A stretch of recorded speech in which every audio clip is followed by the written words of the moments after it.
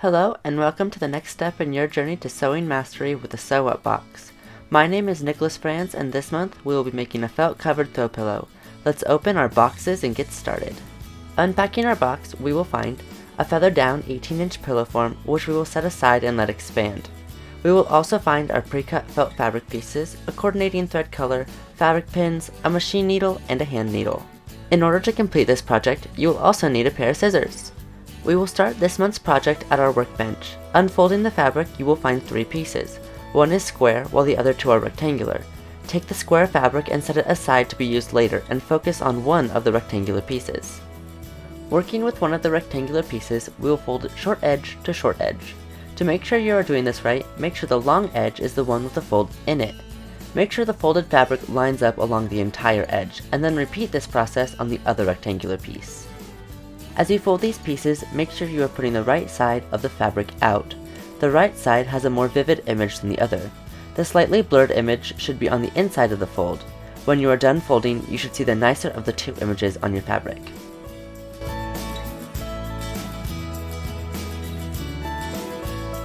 Once both pieces are folded, it's now time to work with our square piece.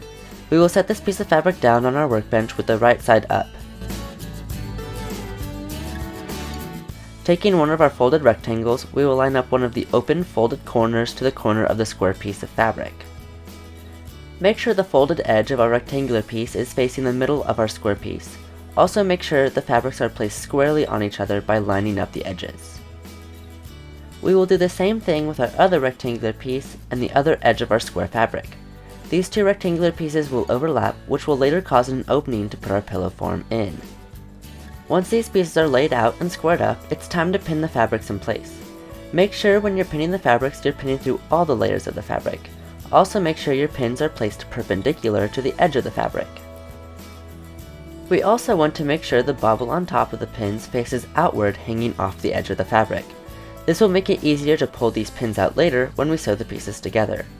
We will be pinning all 4 outer edges for this project. Pins are responsible for holding the fabric together when you sew. If you skip this step and attempt to begin sewing, the fabric will be pulled in different directions, eliminating the chances of a clean finish on your project.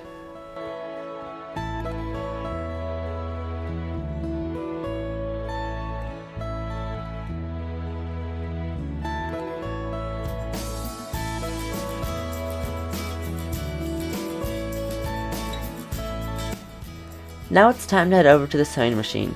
As we run the pinned fabric through the sewing machine, we want to make sure that the right edge of the presser foot is aligned with the edge of our fabric. The fabric might not be perfectly square. This is okay. Just make sure that as you sew, you are feeling the fabric and making sure the machine is catching all the layers of the fabric. To begin, we will place our fabric under the presser foot and then set the presser foot down on the fabric using the lever on your sewing machine. Make sure you have the needle past the edge of the fabric over the fabric. Otherwise, the fabric will bunch up as you sew.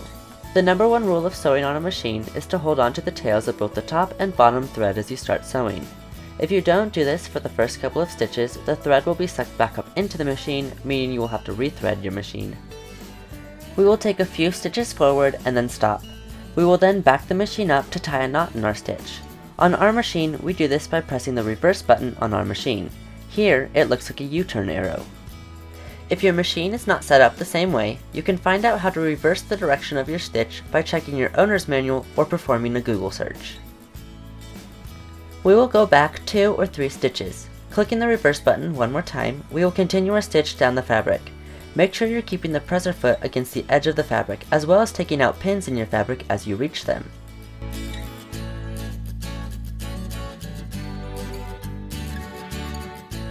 When you take the pins out, make sure you're stopping your machine and placing the loose pins in a secure location like a pin cushion. Then continue on your stitch.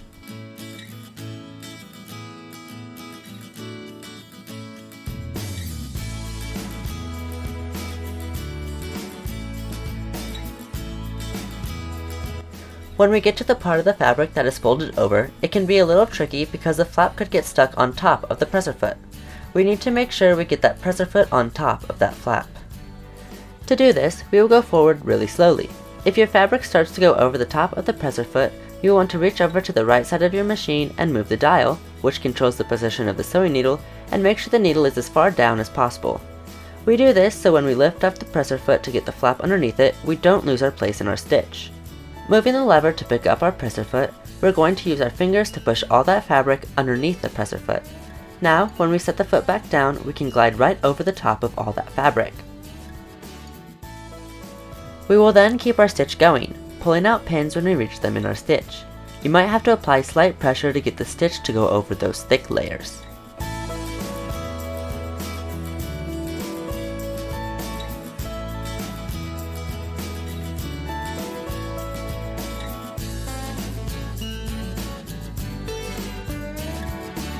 Once we reach the other end of our edge, do not run the stitch off the fabric. Continue the stitch until the edge of the presser foot facing you is lined up with the edge of the fabric facing you. The distance from the needle to both the closest edges should be approximately equal. Once you've accomplished this, again using the knob on the side of your machine, lower the needle into the fabric to hold your needle in place. We will then pick up the presser foot and with the needle acting as an anchor, pivot the fabric around the needle. The right edge of the foot should now be aligned with the new unstitched edge. Put the foot down and start sewing the edge just like we did with the first one.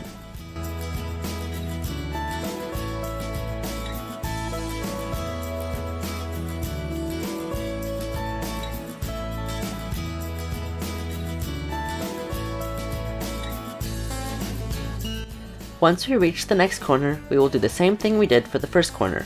Set down the needle in the fabric, lift up our presser foot and pivot the fabric around so we can continue our stitch along another unfinished edge.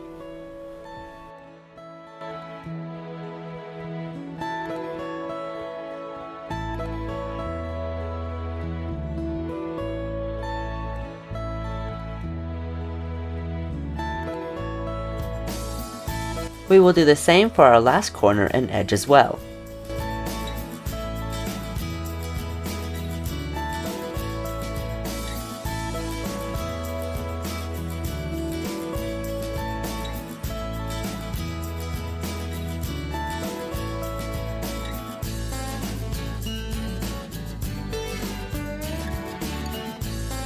Now that we are back to the corner we started on, as we reach the edge, instead of pivoting around the corner like we did for the other corners, we will back the machine up and tie another knot in our stitch, just like we did when we started sewing. Once we do this, we can then continue forward until the stitch is almost running off the edge of the fabric. We will then pick up our presser foot while at the same time making sure our needle is up out of the fabric. If it isn't, use the dial on the side of the machine to do so. We can then pull the fabric from the machine and trim off all the tails of thread from our project. This will not only provide a cleaner look, but also allow us to pull away from the machine. At our workbench, we want to inspect our stitch to make sure that all the fabric was caught in our stitches, so we won't have any holes in our finished pillowcase. Don't worry about finishing the edges, because when we are done with our project, you won't see these unfinished edges, and this fleece won't unravel.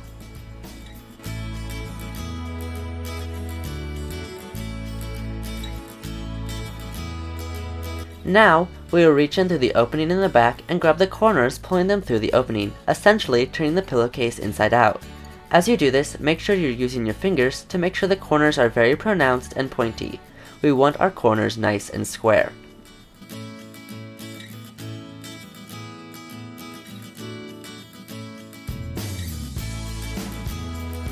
Now it's time to grab the pillow we set aside from earlier. Take it out of its plastic wrapping and put it in our finished pillowcase. Don't be afraid to use a little force when putting the pillow in the cover. It will be a tight squeeze because we want the pillow to fill out the cover with no air gaps.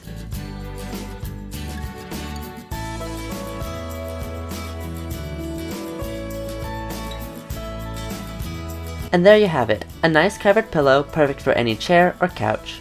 Make sure to share your creations with us here at TaylorMade Tailoring using the hashtag SewWhat.